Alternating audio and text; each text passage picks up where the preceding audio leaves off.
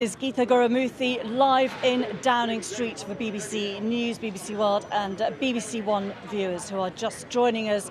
Chris Mason, the BBC political editor, has confirmed that Boris Johnson is going to step down. We expect a statement from the Prime Minister today.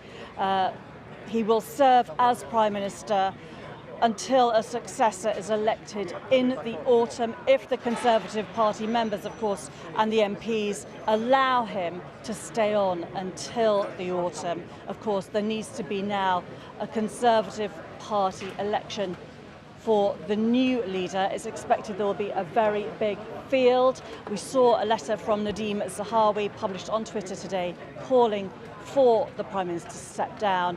Boris Johnson has seen the scale of opposition against him and he has now agreed to resign.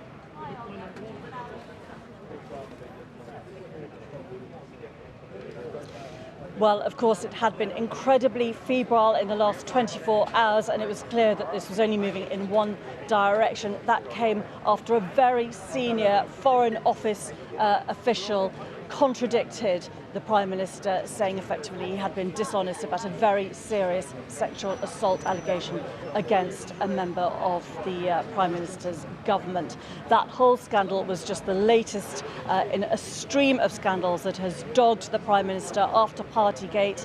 Criticism about his own sense of honesty and integrity, the heart of the criticism about his character, something that even his allies accepted couldn't be fixed by new policy announcements, arguments over tax, arguments about how to address the very urgent questions on the cost of living that are only set to escalate in the next few months, and a real sense of policy drift with the Conservative government as Boris Johnson has been buffeted over and over again by crises seem to be of his own making.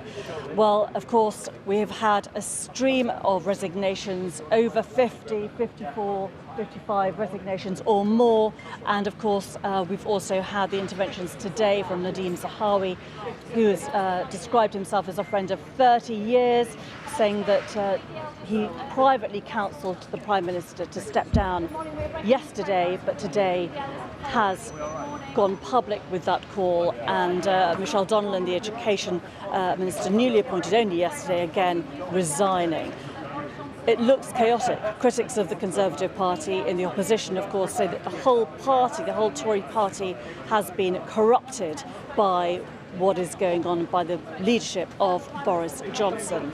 We're expecting, though, now the Prime Minister to come out at some point here in Downing Street and make a statement. It's been reported, but he can't confirm it, that the Prime Minister spoke to Graham Brady, who is the chairman of the 1922 Backbench Committee, and confirmed that he had pondered events and realised basically that the game was up. And that became apparent because with the stream of resignations, the stream of withdrawal of support from the backbenchers, it was clear that Boris Johnson basically did not have the confidence of his own party. And although we don't have a written constitution, no Prime Minister can stay in office when they cannot get the full backing of their party because they can't get the backing of Parliament.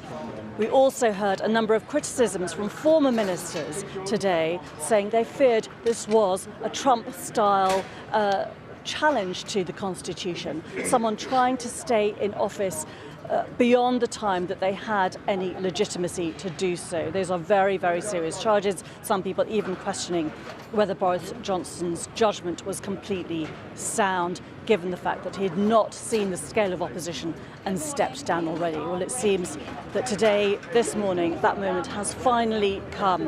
This is the man, of course, who delivered Brexit for this country, came into power under extraordinary circumstances. Brexit is still a very divisive question. The cost of living, the war in Ukraine, the pandemic have all been huge issues for Boris Johnson to deal with. There's been a lot of controversy around many of his judgments, even on some of those very, very big questions.